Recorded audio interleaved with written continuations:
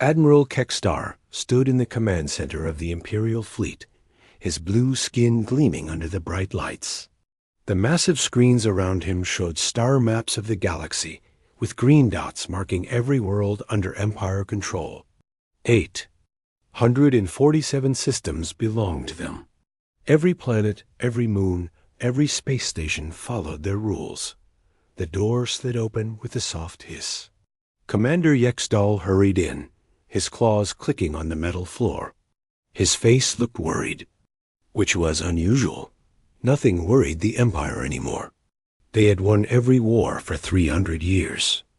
"Admiral, we have a problem," Yexdal said, his voice shaking slightly. Kekstar turned around slowly. His red eyes focused on the commander. "What kind of problem?" 3 outposts in the Terran sector have gone silent. No communications for 2 days. The Admiral's eyes narrowed. The Terran sector was the old human territory, but humans were gone, completely destroyed.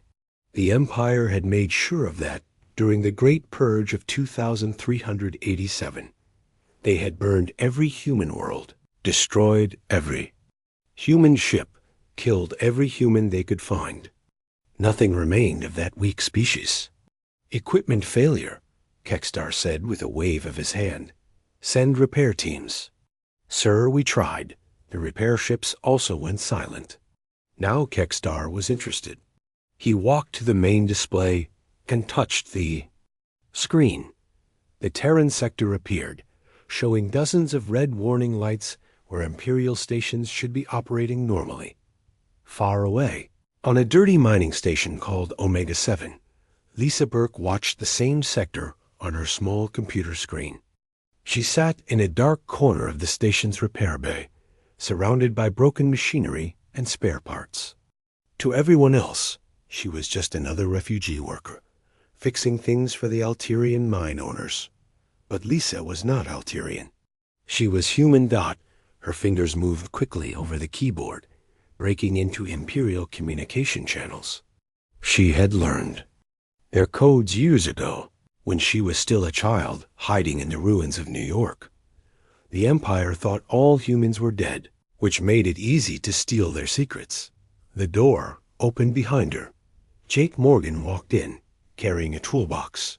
He looked like any other worker, but his eyes were alert and careful. Jake was human too, one of the few who had escaped when Earth burned. "What did you find?" Jake asked quietly. "The Empire is losing control of the outer rim," Lisa whispered, not looking away from her screen. "Someone is hitting their stations hard." Jake set down his toolbox and looked at the data. His face went pale. "This many losses? This isn't random. Someone planned this," Lisa nodded. For 50 years, humans had been hiding, scattered across the galaxy like dust in the wind. Most people believed they were all dead. The Empire had made sure everyone believed that story. But some humans had survived, and they had been busy in the asteroid fields, where Earth's colonies used to be. Captain Ryan Scott stood on the bridge of a ship that should not exist. The U's Defiance was 300 meters long, built from stolen Imperial metal and human dreams. It had taken 50 years to build, hidden in the dark spaces between stars. Ryan looked at the view screen showing the wreckage of an Imperial supply. Convoy, 18 ships destroyed, no survivors. The Empire would find the debris eventually, but by then, the Defiance would be long gone. "Captain, we're getting signals from the other groups," said Helen Cross from her station. She was young, but brilliant, the best engineer the human survivors had. Chicago team hit the supply depot at Rigel 7. Boston team took out the communications relay at Wolf 359. Ryan smiled for the first time in months. All across the galaxy, small groups of humans were striking at the Empire.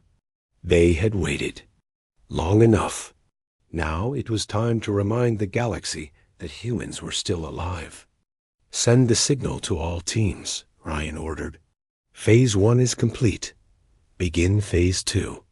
Back on the Imperial homeworld of Zephyr Prime, High Chancellor Vex Morth read the reports with growing anger.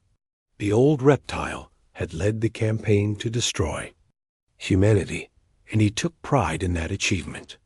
Humans had been weak, stupid, and dangerous. The galaxy was better without them, but now someone was attacking Imperial forces with tactics that seemed almost human. That was impossible. Vex Morth had personally watched Earth burn. He had seen the last human cities turn to ash and glass. Increase patrols in the Terran sector, he ordered his assistant. These pirates will learn what happens when they challenge the Empire. The assistant, a nervous insect-like creature, made notes on his tablet. Should we send the 7th Fleet, Chancellor? No. A few destroyers will be enough.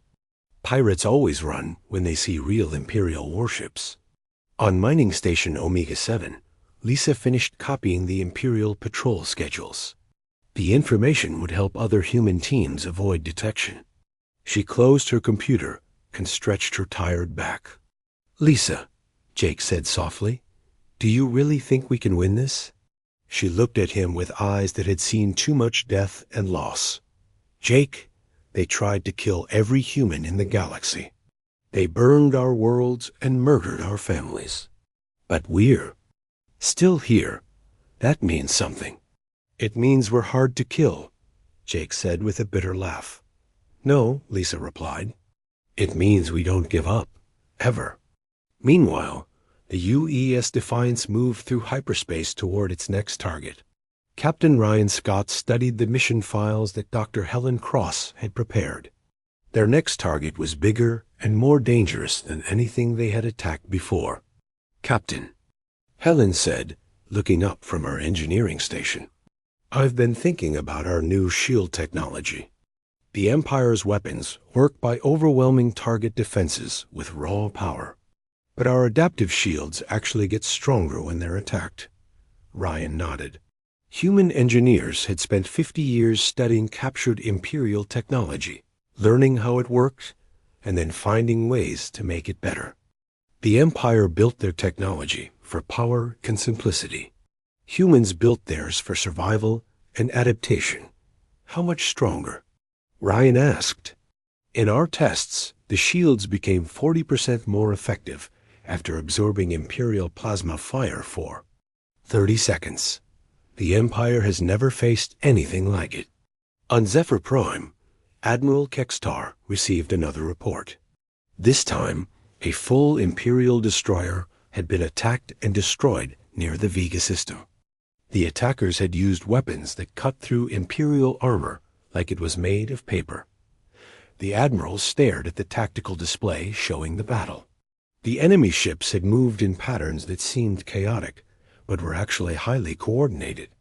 They had struck fast, hit hard, and disappeared before Imperial reinforcements could arrive. "Sir," Commander Yexdal said carefully, "the attack patterns. They remind me of something." "What?" Kextar demanded. "Human tactical doctrine from the old war files. But that's impossible." Kextar was quiet for a long moment. Then he activated his communicator. "Get me High Chancellor Vex Morth. Priority 1. Lisa Burke finished her shift at the mining station and walked to her small quarters. Inside, hidden behind a false wall, she kept her most precious possessions. Photos of Earth before the burning, a piece of metal from the last human battleship, and a small device that let her talk to other human survivors across the galaxy. She turned on the device and waited. Soon, voices began to whisper through the static. Human voices, speaking in codes the Empire could never break. Chicago team, reporting successful mission completion. Boston team, new target acquired. Defiance team, Phase 2 beginning tomorrow. Lisa smiled as she listened to the voices of her people. The Empire thought humans were extinct. They were about to learn how wrong they were. The galaxy was about to change, and the Empire had no idea what was coming for them. Imperial Captain Zeflock watched the strange ship on his main screen with growing confusion. The heavy cruiser Dominator had been patrolling near the Kepler Nebula when they found the vessel drifting in space. It looked dead, with no lights or energy readings, but something about it bothered him. The ship was built wrong. It had Imperial hull plating mixed with Alterian weapon mounts and Centauri engine designs. No species in the galaxy built ships this way. Each race stuck to their own technology, following patterns that had not changed for centuries. "Captain," his science officer called out, "the vessel appears to be a cobbled-together mix of technologies. Our computers cannot identify the builders." Zeflock studied the ship more carefully. It was about half the size of his cruiser, but those weapon arrays looked dangerous. "Any signs of life?" "Negative, sir. No heat signatures, no power readings. Prepare a boarding party. I want to know who built this thing." On the mysterious ship, Lieutenant Colonel Amy Davis watched the Imperial cruiser through her helmet display. She was pressed against the bulkhead near the airlock, wearing armor that looked nothing like Imperial designs. The armor was black and angular, with small glowing panels that seemed to pulse with their own light. "Remember, no survivors," Amy spoke into her communicator. "We cannot let them report back what they see." Around her, 20 human soldiers prepared their weapons. The guns were compact but deadly, using magnetic acceleration instead of the plasma energy that most species preferred. The Empire had never seen weapons like these. "Ma'am," whispered Sergeant Pete Collins, "their boarding shuttle is docking now." Amy smiled behind her faceplate. The Empire always did things the same way. They would send exactly 12 soldiers, with standard equipment, following the same procedures they had used for 300 years. Humans had studied those procedures very carefully. The airlock opened and Imperial soldiers floated inside, their heavy armor clanking against the metal walls. They moved in perfect formation, just like their training manuals said they should. Their plasma rifles were ready, but they expected to find an empty ship. Amy let them get 10 meters inside before she gave the signal. The first Imperial soldier simply vanished as a magnetic projectile punched through his armor and the wall behind him. The other soldiers tried to react, but human soldiers appeared from everywhere at once, moving faster than Imperial training had prepared them for. The fight lasted 30 seconds. When it was over, 12 Imperial soldiers lay dead, and not one human had been hurt. "Strip their equipment," Amy ordered. "We need their access codes." Meanwhile, on the bridge of the Dominator, Captain Zeflock was getting nervous. His boarding party had been silent for too long. "Communications. Contact the boarding team." "No response, sir. Their suit transmitters appear to be offline." Zeflock felt his blood go cold. Imperial equipment did not just go offline. "Battle stations, prepare to withdraw." But it was already too late. The strange ship was no longer drifting. Its engines came to life with a blue glow that Zeflock had never seen before. The ship turned toward the Dominator with movements that seemed almost alive. On the human vessel, Captain Tony Brooks watched the Imperial cruiser try to escape. "Amy, are you ready over there?" "All set, Captain. We have their codes and their ship schematics." "Good. Let's send a message they won't forget." The human ship opened fire with weapons the Empire had never imagined. Instead of the bright plasma beams they expected, invisible projectiles struck the Dominator's shields. The magnetic rounds hit with such force that the entire cruiser shook. Captain Zeflock grabbed his command chair as his ship was hammered by the strange weapons. "Shields at 60% and falling," his weapons officer reported. "These projectiles are penetrating our defenses. Return fire." The Dominator's plasma cannons lit up space with green energy, but the human ship moved like nothing Zeflock had ever seen. It twisted and rolled, avoiding most of the shots while continuing its deadly attack. "Sir, their ship appears to be adapting to our weapons," the science officer said, his voice filled with fear. Each time we hit them, their shields seemed to get stronger. That was impossible. No technology in the galaxy worked that way. But Zeflok could see it happening on his displays. The human ship's shields were actually improving as the battle continued. On the bridge of the human vessel, Dr. Sophie Clark monitored the adaptive shield system she had designed. "Shields now at 120% efficiency," she reported. "We're absorbing their plasma energy and converting it to defensive power." Captain Tony Brooks nodded. Human scientists had spent decades studying Imperial technology, learning its weaknesses and finding ways to turn its strengths against itself.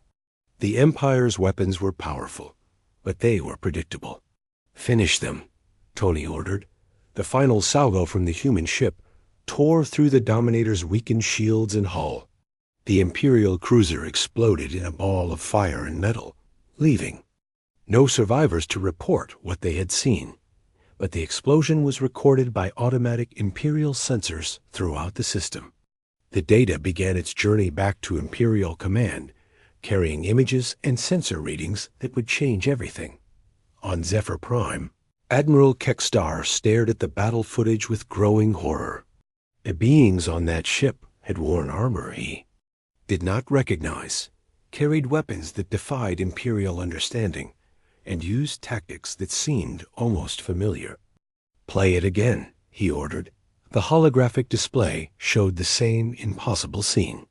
A ship built from mixed technologies, destroying an Imperial heavy cruiser with ease. Soldiers moving with coordination that seemed too perfect to be real. Weapons that grew stronger under Imperial attack. "The armor designs," said Commander Yextal quietly. "I have seen something like them before." "Where?" "In the old war museums. Human battle gear from before the Purge." Admiral Kekstar felt something cold settle in his stomach. "That is impossible. We killed them all." "Yes, sir, we did." But the evidence was right there on the screen. Beings that fought like humans, used technology like humans, and wore gear that looked like updated human designs. The implications were terrifying. In a hidden base inside the Vale Nebula, General Kyle Patterson watched reports from human teams across the galaxy. Every mission was succeeding beyond their wildest hopes. The Empire was confused, frightened, and making mistakes. "Sir," his aide reported, "we have confirmation that 12 more Imperial outposts have gone dark. The Boston team reports successful capture of an Imperial data core. The Chicago team has established a forward base in the Altair system." Kyle smiled grimly. For 50 years, humans had been patient. They had learned, grown, and prepared. Now it was time to show the galaxy that humanity's greatest strength was not their technology or their weapons. It was their refusal to give. "Up, signal all teams," Kyle ordered. "Begin Phase 3. It's time to take bigger targets." On Mining Station Omega-7, Lisa Burke received the coded message on her hidden communicator. Phase 3 meant hitting Imperial military bases instead of just supply convoys. The risks would be much higher, but so would the rewards. "Jake," she called softly. Jake Morgan looked up from the mining equipment he was repairing. "What is it?" "Pack your tools. We're leaving tonight." "Where are we going?" Lisa smiled, and for the first time in years, it was not a sad smile. "Home. We're going to take back what's ours." That night, as the Empire struggled to understand what was happening to their perfect order, human ships moved through the darkness toward targets across the galaxy. The beings the Empire thought they had destroyed were about to remind the galaxy why humans had once been feared as warriors. The Empire had spent 300 years believing they were the strongest species in the galaxy. They were about to learn that strength meant nothing compared to determination, and that the species they had tried to destroy had become something far more dangerous than they had ever been before. "Hi." Chancellor Vex Morth received the first. Reports just before dawn on Zephyr Prime.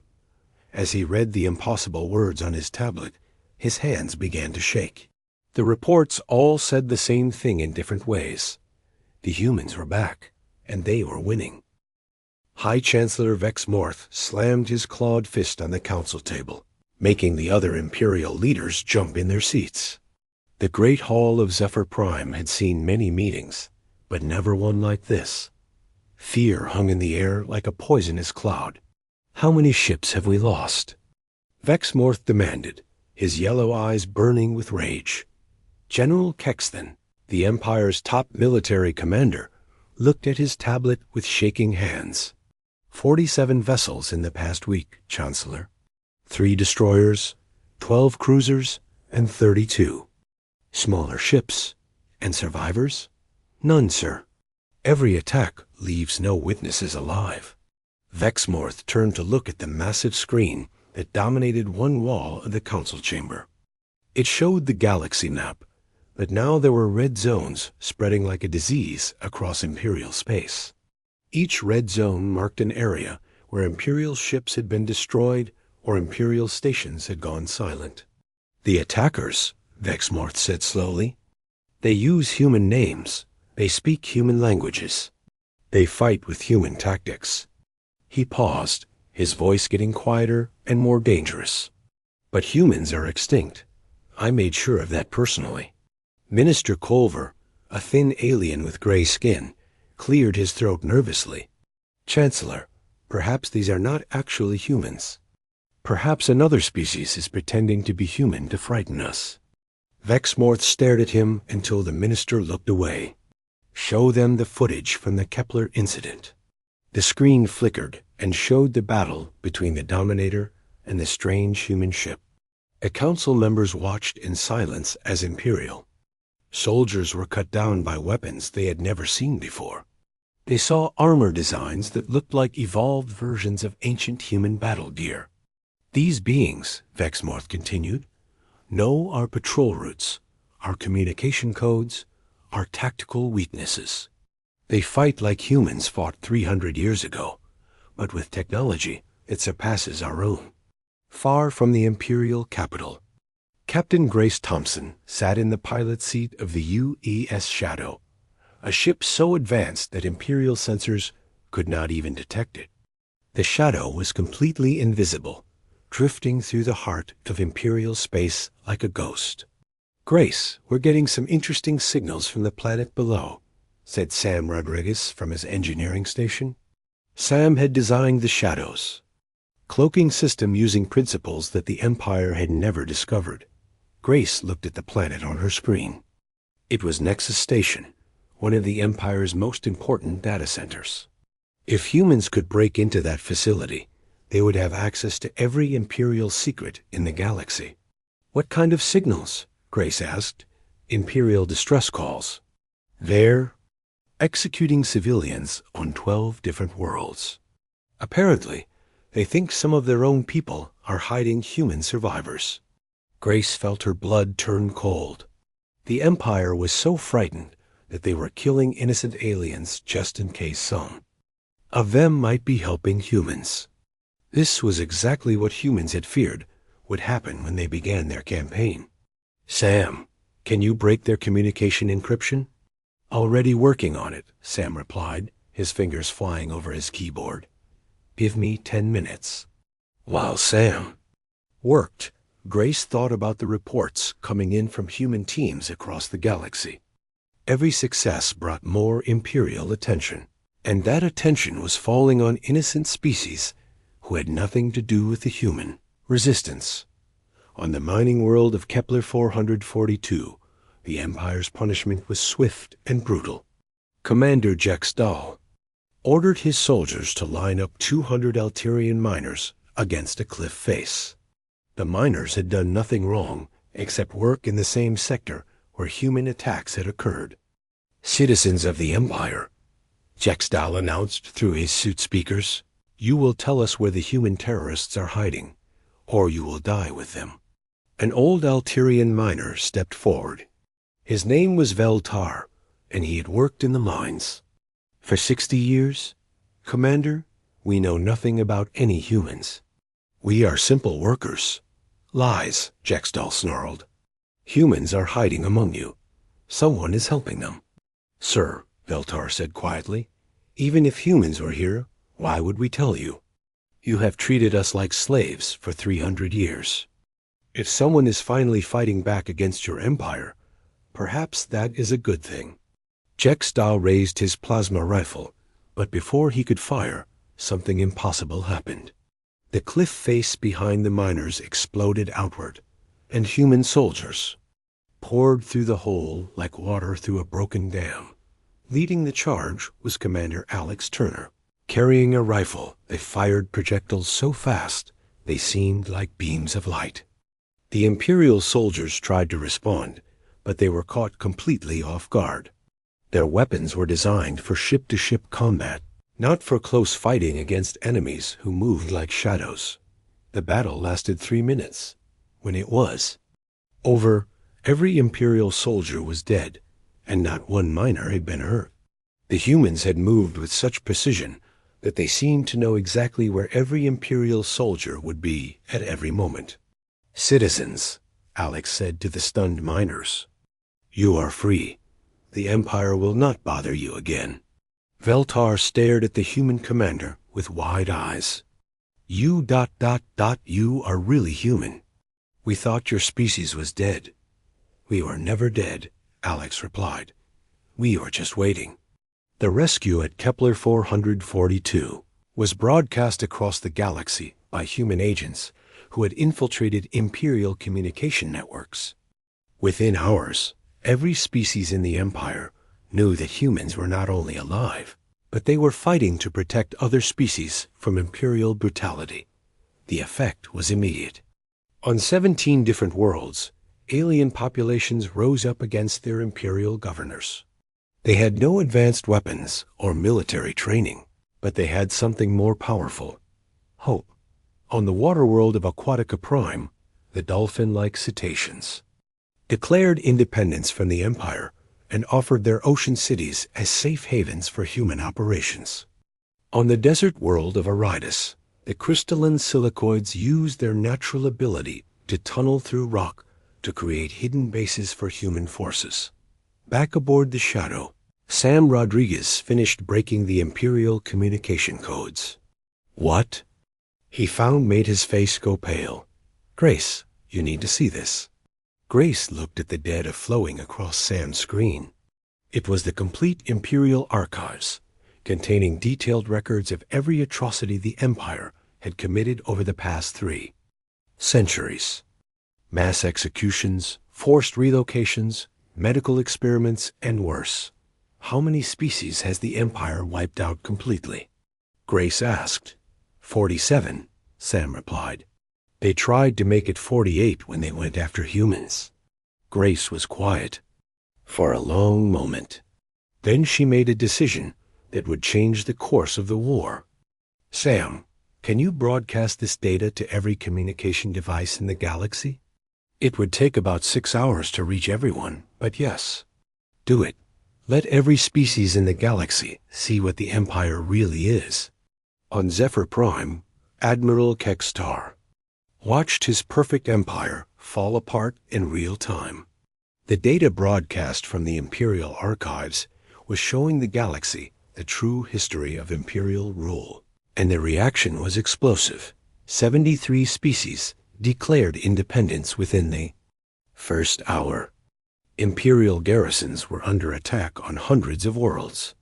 The Empire's carefully maintained image as protectors of galactic peace was crumbling like sand. Sir, Commander Yexdal reported, we have confirmation that the data breach came from the Shadow-class stealth vessel detected near Nexus Station. Shadow-class? Kextar asked. A ship design that does not exist in our databases. Our sensors can barely detect it, even when we know where to look. Kextar stared at the tactical display, showing the approximate location of the human stealth ship. The Empire's most advanced sensors could barely see it, even when they were actively searching for it. How had humans developed technology so far beyond Imperial capabilities? The answer came from Dr. Ben Foster, working in his laboratory aboard the U.S. Horizon, humanity's mobile research station. Ben had just completed the final tests on humanity's greatest technological achievement, the quantum disruption drive. General Patterson, Ben called over the communication system. The QDD is ready for field testing. General Kyle Patterson, commanding the human war effort from his hidden base, felt a surge of excitement. The quantum disruption drive would allow human ships to travel anywhere in the galaxy almost instantly, making them impossible for the Empire to predict or counter. How does it work? Kyle asked. Instead of moving through space, we fold space around the ship. A journey that takes Imperial ships weeks will take us hours. Kyle smiled. The Empire had made two critical mistakes. First, they had underestimated human determination. Second, they had assumed that human technology would remain frozen at pre-purge levels. They were about to learn how wrong they were on both counts. As reports of Imperial defeats poured in from across the galaxy, Vexmorth finally admitted the truth that his council had been afraid to speak aloud. They survived, he said quietly. Somehow, impossibly, humans survived our purge, and now they are stronger than we ever imagined. The empire that had ruled the galaxy for 3 centuries was about to face an enemy they could not understand, could not predict, and could not defeat. The humans were no longer hiding. Admiral Kekstar stood before the largest war fleet the Empire had ever assembled. 200 capital ships floated in perfect formation near the binary star system of Castor Pollux. A massive dreadnought Absolute Victory dominated the center of the fleet, its hull stretching 5 kilometers from bow to stern. Fleet Admiral Kurthik, the Empire's greatest military leader, commanded the Absolute Victory from its bridge. He was old and experienced, having won every major battle for the Empire over the past century. His scaled hide bore the scars of a dozen wars, and his eyes held the cold confidence of someone who had never known defeat. Admiral Kekstar, Kurthik spoke into his communicator. "Are you certain these humans will come?" "They will come," Kekstar replied from his command ship. "Our intelligence says they cannot resist a target this large." The fleet had gathered here as bait. Imperial strategists believed that if they showed enough strength in one place, the humans would have to attack or risk losing their momentum. It was simple logic. Overwhelming force would crush human technological advantages through sheer numbers. Kurthik studied the tactical display. Every ship in his fleet was positioned according to Imperial doctrine that had worked for 3 centuries. Heavy ships in the center, fast ships on the flanks, support vessels protected in the rear. It was a formation that had never failed. "Sir," his sensor operator called out, "we have contacts approaching. 30 ships, human configuration." 30 ships? Kurthik laughed. "They bring 30 ships against our 200? These humans are either very brave or very stupid."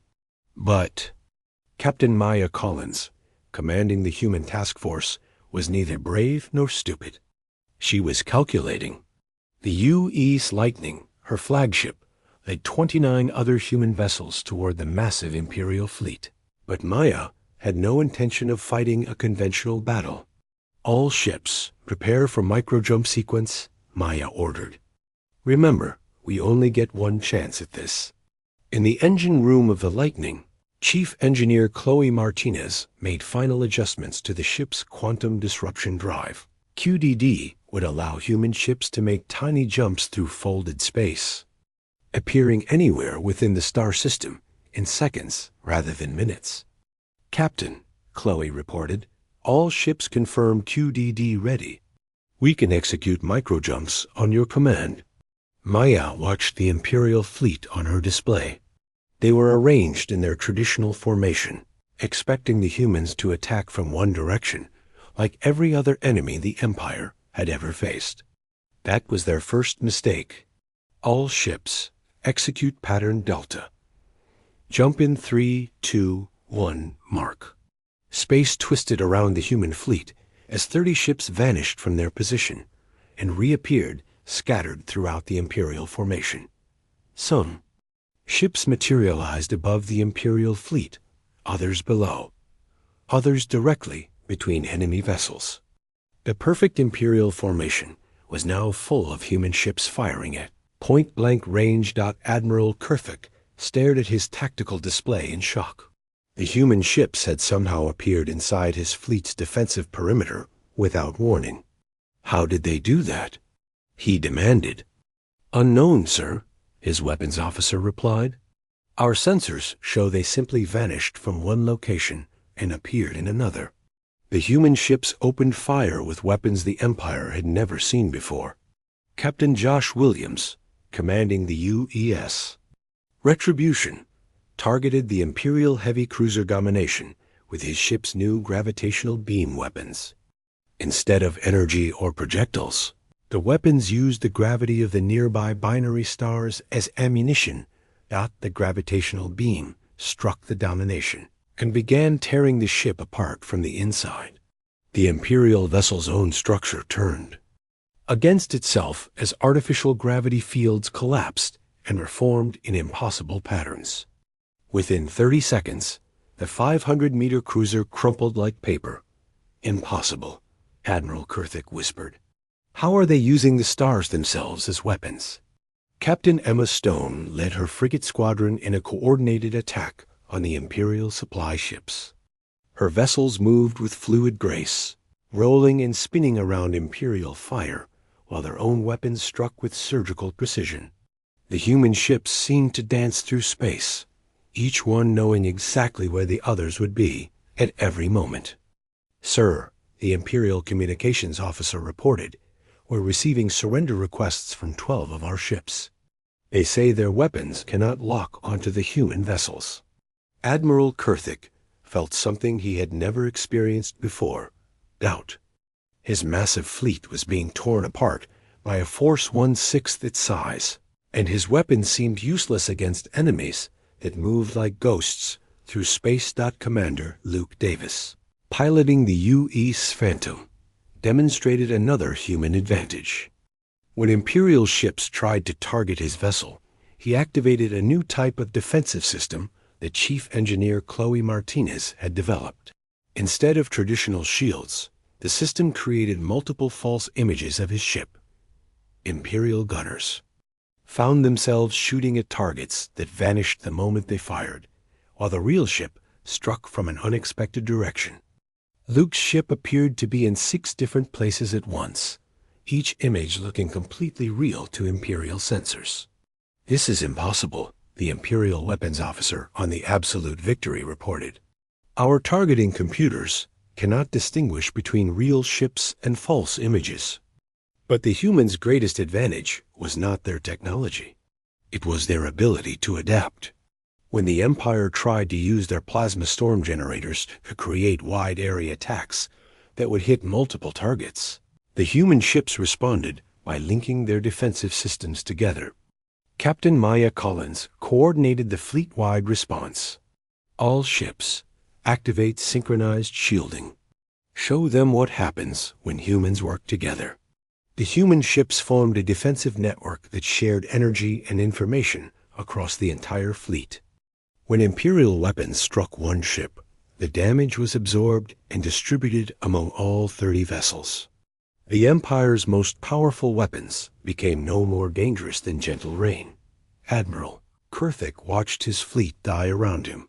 Ships that had served the Empire for decades were being destroyed by enemies that seemed to break every rule of space combat. The humans fought without formations, without predictable patterns, without any of the rigid structure that Imperial doctrine demanded. Sir, his aide reported, we've lost 60% of the fleet, requesting permission to withdraw. No, Kurthik snarled. We cannot let these creatures escape. All ships ramming speed. If we cannot shoot them, we will crush them. But even this desperate tactic failed. The human ships simply vanished again, reappearing outside the Imperial formation just as the young. Empire's remaining vessels crashed into each other in the space where the humans had been moments before. Captain Maya Collins watched the Imperial fleet destroy itself and felt no satisfaction. These were not evil beings, just soldiers following orders from leaders who had chosen the wrong path. But the Empire had declared war on humanity, and humans would finish what the Empire had started. All ships final salvo, Maya ordered. End this. The human fleet concentrated their fire on the absolute victory, the Empire's greatest warship. Gravitational weapons twisted the massive dreadnought's hull, while quantum torpedoes phased through its shields as if they did not exist. The ship that had been the symbol of Imperial power broke apart in seconds. Admiral Kurthik died, still not understanding how his perfect fleet had been defeated by an enemy that should not even exist. On Zephyr Prime, High Chancellor Vexmorth received the news of the fleet's destruction in stunned silence. The Empire's greatest military force had been completely annihilated by 30 human ships. Not one Imperial vessel had escaped to report exactly how the humans had achieved this impossible victory. How many of our ships survived? Vexmorth asked. None, Chancellor, his aide whispered. The entire fleet was destroyed.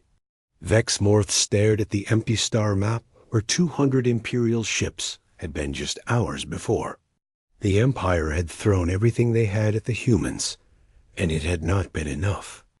Worse, reports were coming in from across the galaxy of species declaring independence, Imperial garrisons surrendering, and human forces appearing everywhere at once. Sir, his military advisor said carefully, perhaps we should consider negotiating with these humans.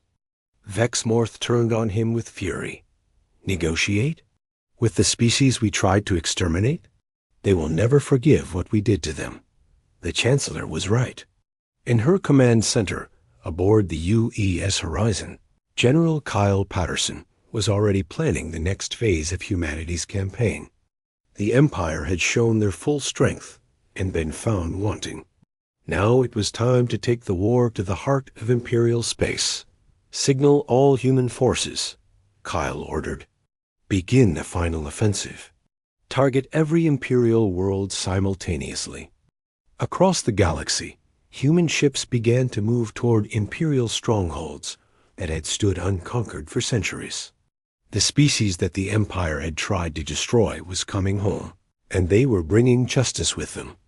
The Empire's 300-year reign of terror was ending, and everyone in the galaxy knew it except the Empire itself. The news of the Imperial fleet's destruction spread across the galaxy like wildfire. On 1,000 worlds, alien species who had lived under Imperial rule for centuries suddenly realized that the Empire could be beaten. Within hours, rebellions erupted everywhere at once. On the industrial world of Mechalon, the robotic synthetics shut down every factory that produced Imperial warships. On the forest world of Verdania, the plant-like chlorophytes used their control over nature to trap Imperial garrisons in living prisons of vines and thorns. The Empire's subjects were no longer afraid. Captain Tyler Brooks stood on the bridge of the UES Liberation, humanity's first super-dreadnought, watching Zephyr Prime grow larger on the main screen. The Imperial homeworld was beautiful, with crystal, cities that sparkled under the light of twin suns. It was also the most heavily defended planet in the galaxy. Captain, reported his weapons officer, we count 400 orbital defense platforms, each one armed with planet-killer weapons. Tyler nodded. The Empire had built their capital to be unbreachable. The orbital defenses could destroy any fleet that approached, and the planet's surface was protected by energy shields that could stop anything short a supernova. But Tyler was not alone. Around the Liberation, ships from dozens of species moved in perfect coordination. Alterian mining vessels carried gravitational bombs. Cetacean bioships pulsed with living weapons. Even the peaceful crystalline had sent their geometric ships filled with reality-warping technology. "This is Admiral Lisa Burke to all ships," came a familiar voice over the communication system. Lisa had come a long way from the refugee worker. On mining station Omega 7, now she commanded the largest liberation fleet in galactic history. "Today we end 3 centuries of imperial tyranny," Lisa continued. "Remember, we fight not for revenge, but for freedom. We fight not to destroy, but to liberate." On the surface of Zephyr Prime, High Chancellor Vexmorth watched the approaching fleet from his palace throne room.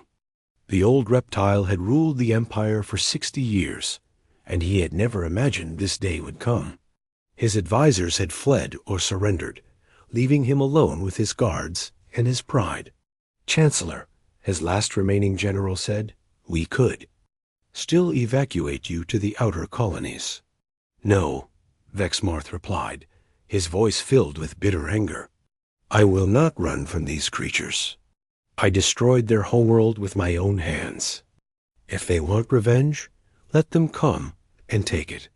But the human ships did not attack the orbital defenses. Instead, they did something the Empire had never seen before. The UES Liberation opened a communication channel to every defense platform. Simultaneously, Captain Tyler Brooks appeared on screens throughout the Imperial Defense Network. "Imperial Defenders, this is Captain Tyler Brooks of the Human Liberation Fleet. We offer you one chance to surrender. Power down your weapons, and you will not be harmed." The response was immediate. Plasma cannons from 400 platforms opened fire at once, turning space around the human fleet into a storm of deadly energy. But the Liberation Fleet simply vanished, reappearing behind the defensive perimeter using quantum disruption drives. "Surrender offer declined," Tyler said calmly. "All ships, Operation Homecoming is now active." What happened next showed the galaxy why humanity had become the Empire's greatest nightmare. The human ships did not destroy the orbital platforms. Instead, they captured them. Colonel Rachel Stone led teams of human Marines equipped with personal teleportation devices. One moment the Imperial gun crews were firing at empty space. The next moment human soldiers were standing beside them, weapons drawn. "Drop your weapons," Rachel ordered the stunned Imperial gunners. "You are now prisoners of the Liberation Fleet." Platform after platform fell to human boarding parties, who appeared without warning and fought with weapons the defenders had never imagined. Within 2 hours, every orbital defense station was under human control. Major Connor Price coordinated the assault on the planetary shields from his position aboard a captured Imperial command ship. The Empire's own technology was being turned against them as human engineers reverse-engineered shield frequencies in real time. "Shields are fluctuating," Connor reported. "Dr. Zoe Harris, we need those harmonic frequencies." Dr. Zoe Harris, humanity's chief science advisor, worked frantically at her portable laboratory. She had spent years studying Imperial shield technology, learning its weaknesses and finding ways to exploit them. "Got it," Zoe announced. "Transmitting the frequency to all ships now." The planetary shields that had protected Zephyr Prime for centuries flickered and died as human technology found the one frequency they could not block. The Imperial capital lay open and defenseless, but the humans did not bombard the planet. Instead, they landed. The Liberation's massive hangar bays opened and disgorged thousands of small craft carrying human soldiers and their alien allies. The ships were fast and quiet, slipping through the atmosphere like silver arrows toward the crystal cities below. High Chancellor Vexmorth watched from his palace as human soldiers appeared in his courtyard using their teleportation technology. They moved with purpose and precision, securing strategic points without causing unnecessary destruction. The palace guards, elite Imperial warriors who had never known defeat, found themselves facing enemies who seemed to be everywhere at once. Human soldiers appeared behind them, above them, and beside them. using technology that made Imperial tactics obsolete. Captain Ryan Scott, the same man who had built the first human resistance ship 50 years ago, led the final assault on the Ole Imperial Palace. His hair was gray now, but his eyes still burned with the determination that had kept humanity alive through its darkest hour. "Chancellor Vexmorth," Ryan called out as his soldiers secured the throne room. "I am Captain Ryan Scott of the Human Liberation Forces. You are under arrest for crimes against sentient life." Vexmorth stood slowly from his crystal throne, his yellow eyes filled with hatred and disbelief. "Impossible. I killed your species. I watched your homeworld burn." "You killed our world," Ryan replied calmly, "but you did not kill our spirit. You tried to destroy us, but you only made us stronger." "You are just animals," Vexmorth snarled. "Weak, soft creatures who should have stayed dead." Ryan smiled sadly. "That is why you lost, Chancellor. You never understood what makes humans dangerous. It is not our strength or our weapons. It is our refusal to give up." As Imperial forces surrendered across Zephyr Prime, the galaxy watched in amazement. The species that had been hunted to near extinction had returned to topple the greatest empire in galactic history. But humans did not celebrate with violence or revenge. Dr. Zoe Harris stood before the Galactic Council, which was meeting for the first time in 3 centuries. Representatives from hundreds of species had gathered to decide the galaxy's future. "We propose the formation of a galactic federation," Zoe announced. "A democratic alliance where all species have equal voice and equal rights." The Alterian delegate, an old miner who had been saved by human soldiers, raised his hand. "Why should we trust humans with power? How do we know you will not become like the Empire?" Zoe smiled. "Because we have learned something the Empire never understood. True strength comes not from controlling others, but from helping them control themselves." The vote was unanimous. Every species chose freedom over tyranny, cooperation over domination. Captain Lisa Burke stood on the observation deck of the new space station that would serve as the Federation's headquarters. Through the transparent aluminum windows, she could see New Earth, a beautiful world that humanity had chosen as their new home. Jake Morgan joined her at the window. They were both older now, marked by years of struggle and loss, but their eyes held hope for the first time in decades. "Do you think we did the right thing?" Jake asked. Lisa nodded. "We gave the galaxy a choice, Jake. That is all anyone can ask for." In the Federation Council chambers, representatives from 1,000 worlds worked together to build laws that would protect all species from the kind of tyranny the Empire had represented. Humans served alongside aliens, sharing knowledge and learning from each other. The Empire's greatest mistake had been believing that strength meant the power to destroy. Humanity had learned that true strength meant the power to build, to protect, and to inspire. High Chancellor Vexmorth spent his remaining years in a comfortable prison, writing memoirs that no one read. He died still not understanding how the species he had tried to exterminate had become the galaxy's greatest hope for peace. The galaxy had learned an important lesson. When you try to destroy someone completely, you had better make sure you succeed. Because if even one survives, they might come back stronger than you ever imagined possible. And humanity had definitely come back stronger.